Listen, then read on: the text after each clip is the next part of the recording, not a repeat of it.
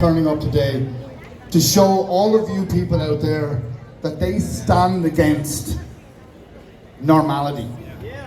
They stand against the homeless crisis. They stand against poverty in Ireland. They stand for against human decency. Now, yeah, absolutely. Here's the problem. They're well funded, okay? They're very well funded. They're paid to come here today. You volunteered. And just like the volunteers of 1916, we will continue. Now listen to me. Every single one of you needs to become a leader. What that means is that you go out into your community and you recruit new members. It's your personal responsibility. Otherwise, they win. If you do not fight back, they win. So stop dragging your heels. We are not divided. We are already united in one cause, and that's our future. Okay, are you ready for the next speaker? That up there is irrelevant. All eyes on here. Don't make them relevant. Okay? If it doesn't have minister in front of its name, it's not worth it. Go for the head of the snake. Reject globalisation! Reject globalisation! Yeah! Country first! Yeah! Right. All right. I'm going to introduce Eamon Brady. Eamon Brady. Ron, sorry, I beg your pardon. Oops. Eamon is a housing activist. I'm going to let you explain he's going to explain his story to you.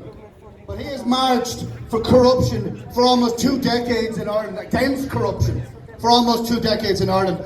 This is the problem, people. We all need to become leaders, okay?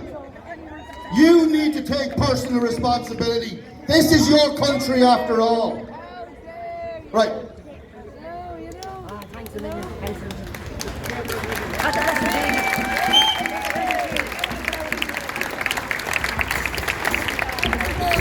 Folks, I come from a small town, Rathangan, down in County Kildare.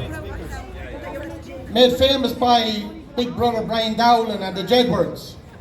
I suppose that's about the only way I can describe how our small town is. Like, it's very small, and that's the only way I can get people to get a gist of where we are. But back into 2007, a development company by the name of Dundee Limited got full planning permission to build 273 houses, 4 retail units and a creche in a field of 17 acres that's partly adjoining our estate. At the time we knew nothing of this. The council came to us and asked us, would we move out of our homes and let them knock them because they wanted to put a road out into the field to build social houses. I was damn glad of a social house. I know what it's like. I said, yeah, I will move out. Give me like for like. I won't stand in anybody's way of having a social home, or any home. But then it came out that this developer that bought this 17 acres was landlocked. And he had no way in or out. So I started to ask questions. And then homeowners started to ask questions about putting roads through their home, through their estate, devaluing their properties. Then Kildare County Council, in their great wisdom, said that they would buy up all the homeowners. And when I asked, why are you buying up all the homeowners if you just want to put a road out into the field to build social homes? You already have a road going out into that field. But I was told it was actually the field after that that they wanted to get into. So houses in our estate was valued at 85,000. Homeowners, some of them got 120, 30, 40, all the way up to 170,000 for two-storey houses. I'm not a homeowner, I'm only renting, but I've lived there, reared my family there for 30 odd years. And I said, for social homes, yes, for a private developer, it's not going to happen, because I'm not moving. So they tried to turn my neighbours against me by saying, he's in the way. He's going to ruin it on everybody. You're going to have a beautiful estate. We're going to refurbish existing houses that are not. We're going to give even private homeowners, we're given a guarantee that their homes will be done up for them. Everything just to get their way. I seen it going in and out my estate. I seen my neighbours turning their heads, turning away from me, going in and out. It was a horrible feeling, but I knew they were wrong to be taking what they were taking. I can't blame anybody for selling their home, that's their business. I can't blame people for taking a home refurbishments if it's needed, that's quite okay. But what I can't take, and I won't take, is the lies that we were told by Kildare County Council and by local politicians that this was for the greater good of our estate. And then I asked, why in the name of God don't you just go out into the field, the road you have, and build the houses?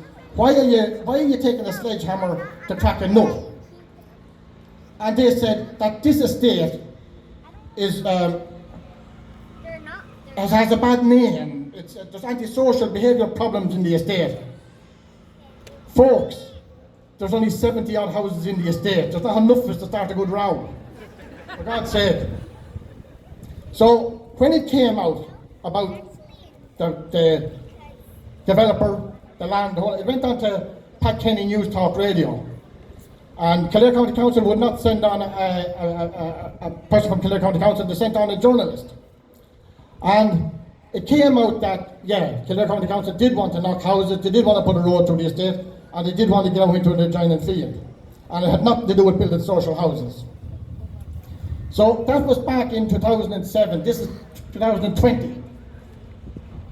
I'm still fighting, but instead of knocking 40 houses, they have now backed down to saying that they'll only knock 20. And this is all because of the media attention that was brought onto the estate. It was through people just saying, enough is enough, let's not give in. I've noticed in the last few years, my neighbours have come around to talk to me, and now they're even supporting me.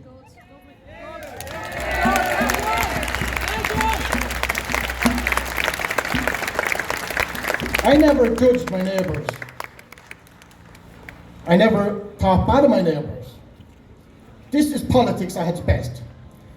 I went to speak, or I contacted Martin Hayden, he's now Minister for Agriculture, TD in Newbridge. I gave my name, Eamon Brocken. I want to have a meet with Martin Hayden. I want to speak to him about this. Weeks went by, no response. I contacted him again, the same thing. Weeks went by, no response.